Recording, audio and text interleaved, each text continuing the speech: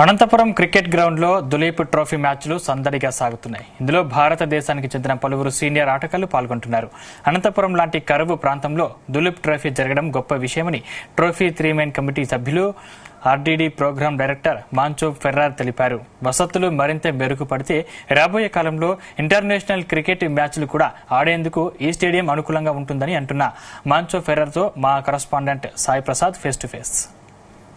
కూడా ఇటు క్రికెట్ అభిమానులు ప్రజలు కూడా తరలి వచ్చారు. ఈ రోజు ఈ దులీప్ ట్రోఫీ టోర్నమెంట్ ఇక్కడ అనంతపురం క్రికెట్ గ్రౌండ్ లో నిర్వహించడంపై మనతో మాట్లాడడానికి RDT programme director Manchu Ferrer గారు ఉన్నారు. ఆయన అడిగి తెలుసుకుందాం. సార్ చెప్పండి సార్, ఇప్పుడు మనకి ఈ అనంతపురం క్రికెట్ గ్రౌండ్ లో ఈ దులీప్ ట్రోఫీ టోర్నీ నిర్వహించడం పట్ల మీరేమంటారు?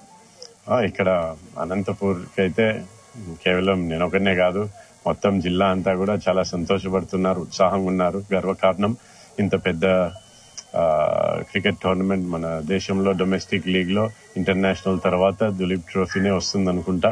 సో ఇటువంటి క్రికెట్ టోర్నమెంట్ అనంతపురంలో రావడం నిజంగా చాలా సంతోషము. మంచి గ్రౌండ్ ఇక్కడ ఉంది కాబట్టి నాకు తెలిసి బీసీసీఐలో కూడా ఇటువంటి టోర్నమెంట్లు పెద్ద పట్టణాల్లో కాకుండా Tier 2, Tier 3 అంటారు కదా, అటువంటి పట్టణాల్లో చేస్తే బాగుంటుంది. ప్రజలు కూడా బాగా ఉత్సాహంగా వస్తారు కూడా మ్యాచ్లు చూడడానికి. సో అట్లా అనంతపూర్ ని సెలెక్ట్ చేయడం జరిగింది. చాలా సంతోషం. బీసీసీఐ వారికి, ఆంధ్ర క్రికెట్ అసోసియేషన్ వారికి కూడా నా కృతజ్ఞతలు. అనంతపురం అంటేనే ఒక వెనుకబడిన ప్రాంతం అని అందరికీ తెలిసిందే. అంటే ఇప్పుడు ఇంత ఇంటర్నేషనల్ స్థాయిలో ఈ దులీప్ ట్రోఫీ నిర్వహించడం, అలాంటి సౌకర్యాలు, అలాంటి స్థాయి ప్రమాణాలు ఇక్కడ ఉన్నాయంటారా? గ్రౌండ్ వరకు చూస్తే ఎటువంటి సమస్య లేదు. ఇక్కడ ఉన్న ప్లేయర్స్ కానీ,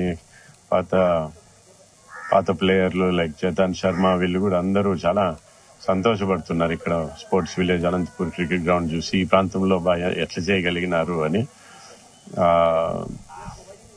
గ్రౌండ్ వరకు సమస్యలే మనకు అనంతపురంలో బాగుంది. ఇక్కడ ఉన్న గడ్డి కూడా మన కరువు ప్రాంతానికి సరిపోయే లాంటి గడ్డి కూడా వేయడం జరిగింది. తక్కువ నీరుతోనే పని జరుగుతుంది. మనకి ఎక్కడంటే పెద్ద మ్యాచ్లు రావడానికి ఇబ్బంది అంటే హోటల్స్, మనకి ఆ 5 స్టార్ హోటల్స్ అనంతపురంలో లేవు. అవి ఒకరోజు ఏదో ఒకరోజు, ఒకప్పుడు 3 స్టార్ కూడా లేవు, ఇప్పుడు ఉన్నాయి. సో ఈ టోర్నమెంట్ జరిపే అవకాశం ఉంది. భవిష్యత్తులో అవి కూడా వస్తే తర్వాత మన భవిష్యత్తు ఇంకా ఎన్ని మ్యాచ్లు ఉంటాయో చూస్తాం. ఈ దులీప్ ట్రోఫీ పట్ల ఈ ప్రజల నుంచి ఏ విధంగా స్పందన వచ్చింది? ప్రజల నుంచి చాలా ఉత్సాహం ఉంది. ఏ రోజైతే పాసులు పంపిణీ ఉండిందో ఆ రోజే చూసినాము, వేలాది మంది వచ్చిండ్రు. తర్వాత ఈ లాస్ట్ 3-4 రోజులు అసలు నా ఫోన్ ఆగనే ఆగలేదన్నమాట. మాకు పాసులు మేము మ్యాచ్ చూడాలా అని చాలా ఉత్సాహంగా ఉన్నారు. చాలా చాలా బాగుంది.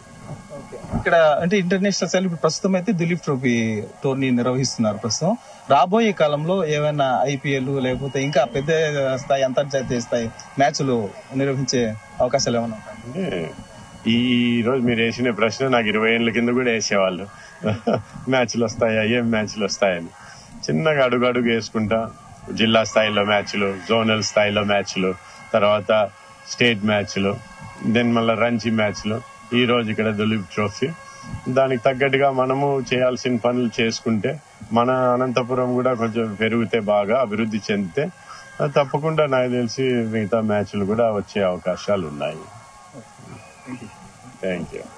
ఇది అనంత క్రికెట్ గ్రౌండ్ లో ప్రస్తుతం దులీప్ ట్రోఫీ నిర్వహించడం పట్ల ఇటు ప్రజలు గాని, క్రీడాభిమానులు గాని ఆనందం వ్యక్తం చేస్తున్నారు. అయితే రాబోయే కాలంలో ఇక్కడ మరిన్ని సౌకర్యాలు మెరుగుపడితే అంతర్జాతీయ ప్రమాణాలతో కూడిన ఐపీఎల్ అలాగే ఇంటర్నేషనల్ మ్యాచ్లు కూడా ఇక్కడ నిర్వహించే అవకాశం ఉంటుందని చెప్పి మాంచు ఫెర్రర్ గారు అంటున్నారు.